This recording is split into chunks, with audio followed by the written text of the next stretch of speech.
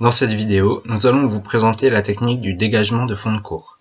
La frappe de fond de court est un élément technique important en badminton car il permet d'effectuer plusieurs coups, tels que le dégagement, l'amorti de fond de court, le smash, etc. Chez les experts, la préparation va être la même pour tous les coups afin de masquer le plus longtemps possible l'intention du joueur. Pour les effectuer, plusieurs éléments techniques sont importants. Ici, nous allons analyser la technique de frappe d'un expert et d'un débutant à trois moments clés qui sont la préparation de frappe, la frappe et la fin de frappe. Afin de faciliter la compréhension, nous avons identifié les éléments importants à observer et avons mis de brèves annotations en supplément. Dans le premier temps, nous allons analyser le comportement d'un expert. Lors de la préparation de frappe, nous pouvons constater que le joueur est bien équilibré sur ses appuis perpendiculaires au filet afin de pouvoir par la suite effectuer la rotation centrale du corps. Cette position de profil va permettre au coude du bras raquette d'aller chercher loin derrière lui. De cette manière, son chemin avant de frapper le volant sera long et lui permettra alors de prendre une vitesse importante avant la frappe. De plus, l'expert vise le volant avec sa main libre. Lors de la frappe, la rotation du corps s'effectue autour du pied non raquette comme l'illustrent les repères en bas de l'image. Au niveau du haut du corps, les épaules se retrouvent face au filet au moment de la frappe. L'extension du bras et de l'avant-bras permet d'aller chercher le volant haut. Lorsque le coude se déplie, il va induire naturellement une prosupination de l'avant-bras, ce qui va ajouter une vitesse au volant. Le tamis de la raquette est légèrement orienté vers le haut afin d'effectuer un dégagement défensif qui a pour rôle de donner du temps au joueur en donnant une trajectoire parabolique au volant.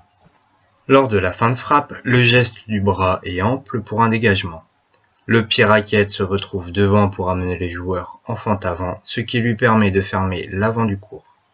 Le joueur suit le volant des yeux et, en se replaçant, il prend des informations sur le joueur adverse et sa raquette afin de se préparer au retour suivant. À présent, nous allons voir un comportement débutant. Voici un extrait de 3 dégagements qui attestent d'une puissance de frappe très faible, contrairement à l'expert, qui, lui, a renvoyé tous les volants au fond de court adverse. Passons maintenant à l'analyse. Lors de la préparation de frappe, nous pouvons constater que le joueur a les deux pieds côte à côte avec les jambes tendues, ce qui ne lui apporte pas un bon équilibre. Sa position de face par rapport au filet ne lui permet pas d'effectuer une rotation centrale du corps. Son bras raquette est déjà tendu, ce qui empêche de donner une vitesse supplémentaire au volant par l'extension du bras et de l'avant-bras.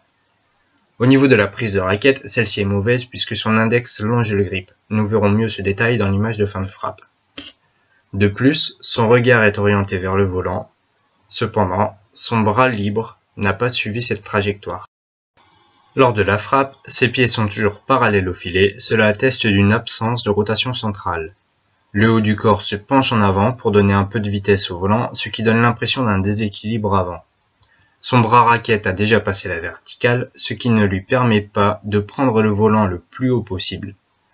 Cela est dû à l'envie de donner de la vitesse au volant, cependant, seul le bras va donner cette vitesse en suivant une trajectoire d'arrière en avant.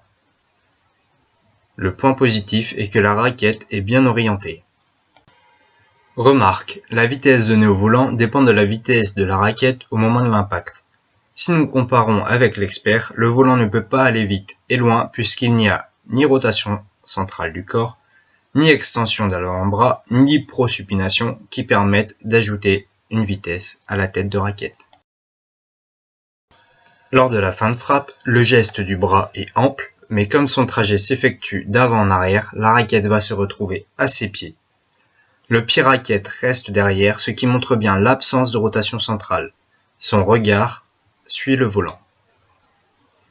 Afin de pallier à ce manque de technique, nous pourrions proposer un travail sur la prosupination. De cette manière, seule l'articulation du poignet serait mobilisée en plus d'un léger jeu de coude. Une fois cette technique acquise, la rotation centrale pourrait être un axe de travail qui permettrait d'associer les membres inférieurs au tronc et aux membres supérieurs. Merci d'avoir visionné cette vidéo, j'espère que celle-ci vous a été utile pour comprendre les différents points techniques d'un dégagement de fond de court.